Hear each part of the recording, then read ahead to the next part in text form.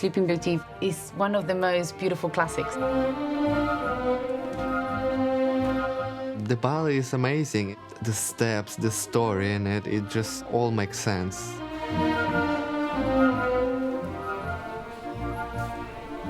With Tchaikovsky, you hear it once and you know it for the rest of your life.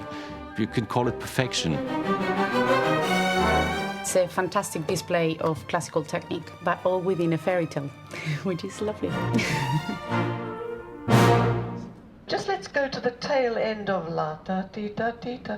Vadim, would you like to just pick up the end of your solo? Can we go back, please? Yep.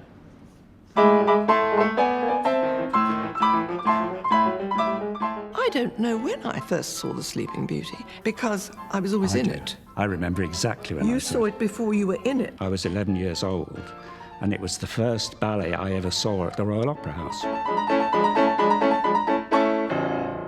Hello. Bravo.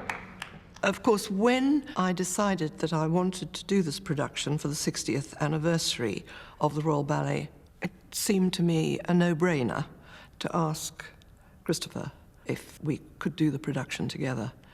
We really wanted to recreate the 1946 production, didn't Yes. we? But bring it up to date for today's audiences. Of course, the ballet essentially is the triumph of good over evil. It's always more fun being the baddie. Carabas has an amazing entrance. She turns up at Princess Aurora's christening uninvited, and she's furious that she hasn't been invited. And so let's say she upsets the proceedings. She places a curse on the baby Aurora, and when she grows up, she will prick her finger and die. I have an opposing force in the Lilac Fairy. The Lilac Fairy can't quite stop Carabas from casting her spell, but she manages to change it. Instead of that she dies, that she falls asleep for 100 years. You can immediately recognize if it's the bad or the good in the sound of the orchestra. It's difficult to find scores who are explaining, in a way, like I would say, like a film score.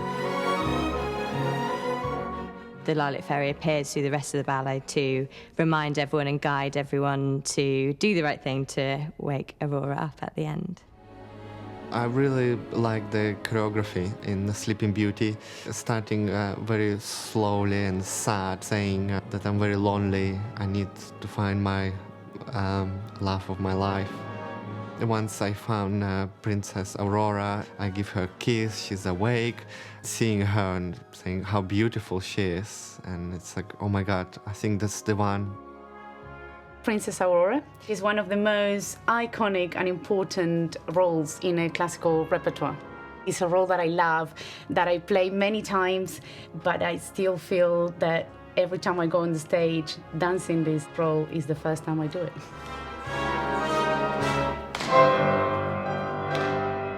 It's a lovely story, but what goes with it is one of the hardest things for a ballerina. It's like climbing Mount Everest, I always say. We do lots of spinning, lots of jumping. Inside, sometimes you think, oh my God, I'm just about to die. It has to be done perfectly. You really have to show your pure classical movements. Obviously, you have to display these steps in a way that is just magical.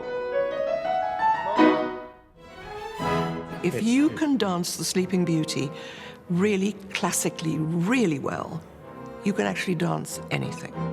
And that's what it's all about. Sleeping Beauty plays a massive part in the Royal Ballet, so to be part of this is very, very special. You cannot fight against it. It's a genius ballets, and it's such a joy to perform them. It's a coming together of excellence in every department. That's what we hope for.